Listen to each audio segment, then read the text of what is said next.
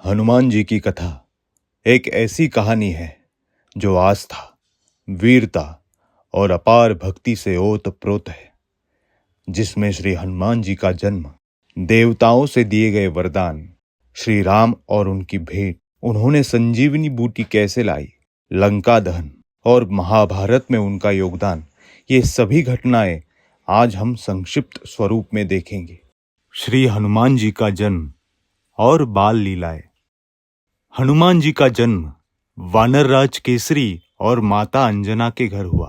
कहा जाता है कि यह बालक भगवान शिव के 11वें रुद्रावतार के रूप में पृथ्वी पर अवतरित हुए थे। ऐसा माना जाता है कि जब अंजना देवी तपस्या कर रही थी, उसी समय अग्नि से निकला एक दिव्य फल पवन देव के माध्यम से उनके पास पहुंचा। उस फल को ग्रहण करते ही अंजना देवी को वरदान स्वरूप में हनुमान जी की प्राप्ति हुई, इसीलिए उन्हें पवन पुत्र भी कहा जाता है।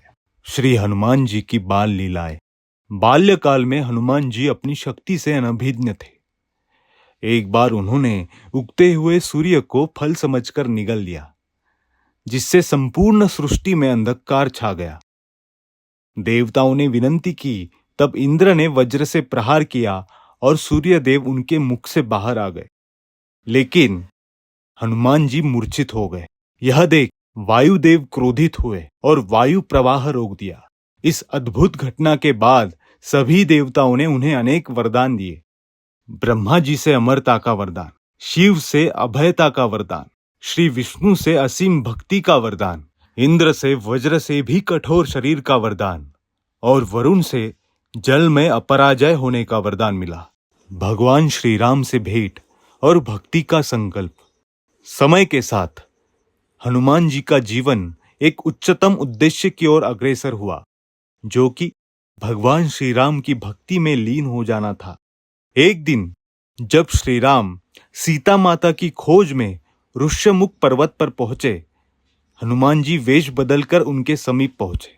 उनकी पहली नजर में ही उन्होंने महसूस किया कि यह वही दिव्य प्रभु है जिनकी भक्ति उन्हें परम आनंद प्रदान करेगी। भगवान श्री राम की मधुर दृष्टि में हनुमान जी ने अपने आप को पूर्ण रूप से समर्पित कर दिया।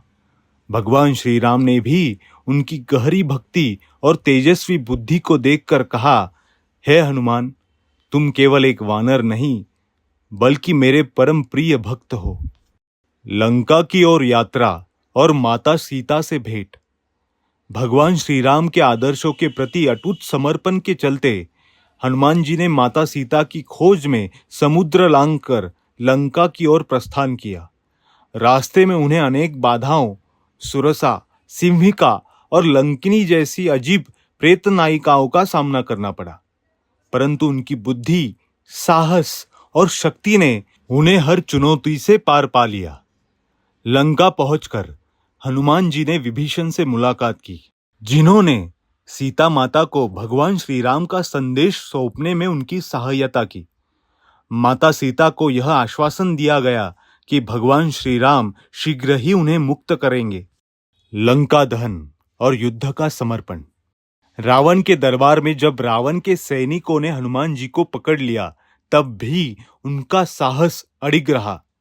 रावण के अहंकार ने उन्हें दंड स्वरूप उनकी पूंछ में आग लगाने का आदेश दिया, परंतु हनुमान जी ने निडर होकर अपनी पूंछ से पूरी लंका को चिरते हुए जलाया।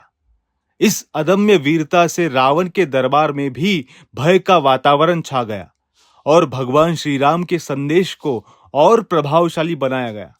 संजीवनी बूटी और महायुद्ध में योगदान। जब महायुद्ध हो रहा था, तब लक्ष्मण जी गंभीर मुसीबत में पड़ गए। तब हनुमान जी ने संजीवनी बूटी के लिए हिमालय की ऊंचाइयों को भी मात दे दी। बूटी की पहचान न होने पाने पर उन्होंने पूरे पर्वत को अपने अद्भुत बल से उठा लिया।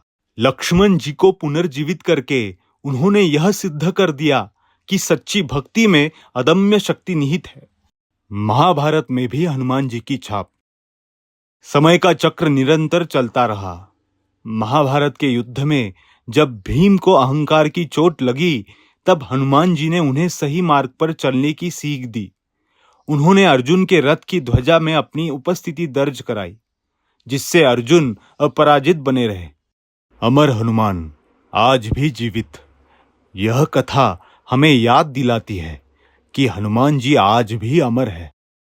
आज भी काशी, चित्रकूट, अयोध्या सहित अनेक पावन स्थलों पर उनके मंदिरों से उनकी दिव्यता झलकती है।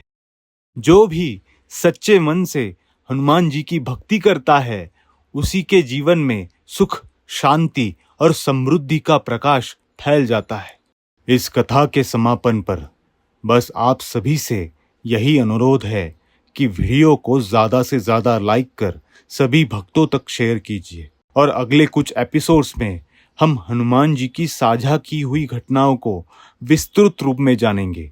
तब तक आप सभी को जय श्री राम।